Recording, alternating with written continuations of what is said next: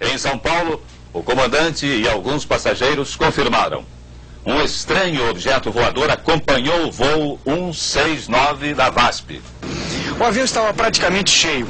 Mais de 150 passageiros. Depois de 1 hora e 22 minutos de voo, eles sobrevoavam o interior da Bahia, mais ou menos na região de Bom Jesus da Lapa, no sul do estado. Foi aí que o comandante Gerson viu os primeiros sinais estranhos. O Boeing da VASP estava a 9.400 metros de altura, voando a mais de 900 km por hora. De repente, o comandante Gerson de Brito, homem de 45 anos de idade e 30 de aviação, afirma ter visto uma luz estranha do lado esquerdo do avião. Ele diz que se tratava de um objeto voador não identificado. Não foi a primeira vez que ele passou por essa experiência, então resolveu descrevê-la para os passageiros. Ele conta uma luz muito forte que se aproximava e se afastava do avião, alternando as cores laranja, branco, azul e vermelho, como mostra esta ilustração, baseada na descrição do comandante e de passageiros. Eu observei muito nítido aquelas pontas, 5 pontas meio pontiagudos, e uma metade assim de uma argola, de um aro. A luz era muito forte. Era bastante forte, um azul assim claro, um azul de branco, sabe como aquelas lâmpadas de mercúrio. Eles dizem que o objeto acompanhou o voo durante 1 hora e 22 minutos, até 3 minutos antes do pouso no Rio de Janeiro. O comandante Brito afirma que o objeto foi visto também por um avião da Transbrasil e outro das aerolíneas argentinas. O radar do Ministério da Aeronáutica, que controla todo o espaço aéreo brasileiro, também registrou o objeto, segundo o comandante, a 14 quilômetros de distância da asa esquerda do avião. Eu sinalizei várias vezes os faróis da aeronave, os faróis de asa, para haver uma resposta, talvez, por parte deles. Apenas o que eu pude identificar como uma resposta foi a aproximação bem acentuada da aeronave, a ponto do radar de Brasília ter detectado esse objeto a 8 milhas do nosso avião. Mas o senhor acha que existiu assim, um certo contato, uma comunicação? Eu acredito, porque eu mentalizei realmente, eu não estou criando fantasia, nem é meu interesse para isso. Esta semana, altas autoridades militares do Brasil admitiram publicamente pela primeira vez ter visto objetos voadores não identificados, os OVNIs. O próprio ministro da Aeronáutica, Brigadeiro Moreira Lima, deu entrevista para informar que pilotos das bases de Santa Cruz, no Rio de Janeiro, e de Anápolis, em Goiás, chegaram até a perseguir e a ser perseguidos pelos objetos voadores não identificados na região de São José dos Campos, sobre o Vale do Paraíba, e trechos do estado do Rio de Janeiro. Eram 21 OVNIs, segundo os militares, que ficaram mais de 3 horas sobrevoando o território brasileiro na noite de segunda e madrugada de terça-feira.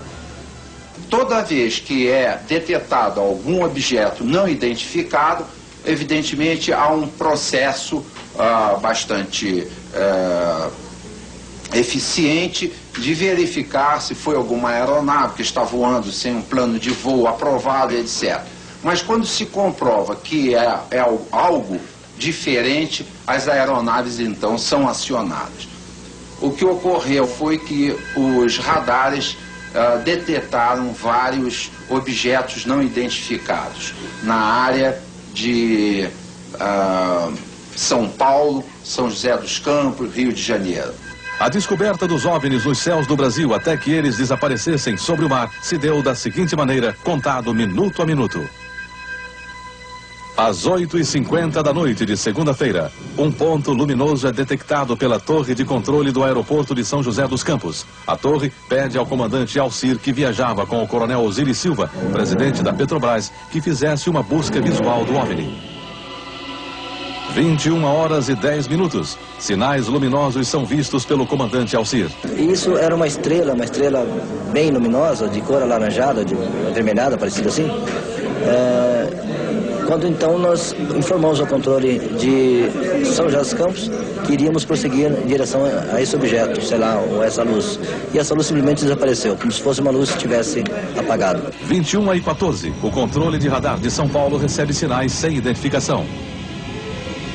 21h15, o controle radar de São Paulo informa o Centro de Tráfego Aéreo em Brasília. 21 horas e 20 minutos, Brasília confirma a presença de sinais no radar. 22 horas e 23 minutos, o primeiro jato F-5 sai da base aérea de Santa Cruz. 22 horas e 45, o radar de Anápolis detecta sinais. O Mirage sai da base em busca dos OVNIs. 23 horas e 15 minutos, o piloto do primeiro F-5 a entrar em ação vê bolas de luz pela primeira vez e começa a perseguir os OVNIs. 23 e 17, mais um Mirage sai da base de Anápolis, aumentando a perseguição. 23 horas e 20 de segunda-feira, o F-5 recebe pela primeira vez sinais no radar de bordo. 23 e 36 minutos, o terceiro Mirage sai da base de Anápolis. Na verdade, esta semana no Brasil foi muito rica no aparecimento dos objetos voadores não identificados. E não foram só os oficiais da Força Aérea que viram, não.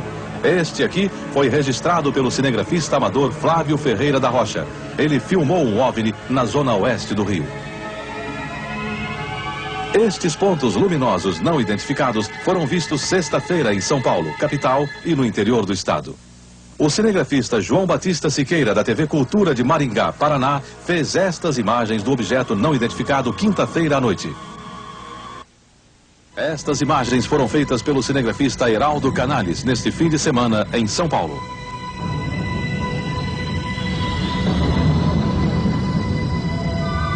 O OVNI apareceu sexta-feira de madrugada. A equipe de cinegrafia estava gravando um comercial no alto de um prédio na Avenida São João, centro de São Paulo. A forma e o tamanho do objeto parecia uma lua cheia. Para que não houvesse nenhuma dúvida, o cinegrafista Heraldo fez questão de filmar também a própria lua. Ela estava à direita do OVNI em quarto minguante. Vejam bem.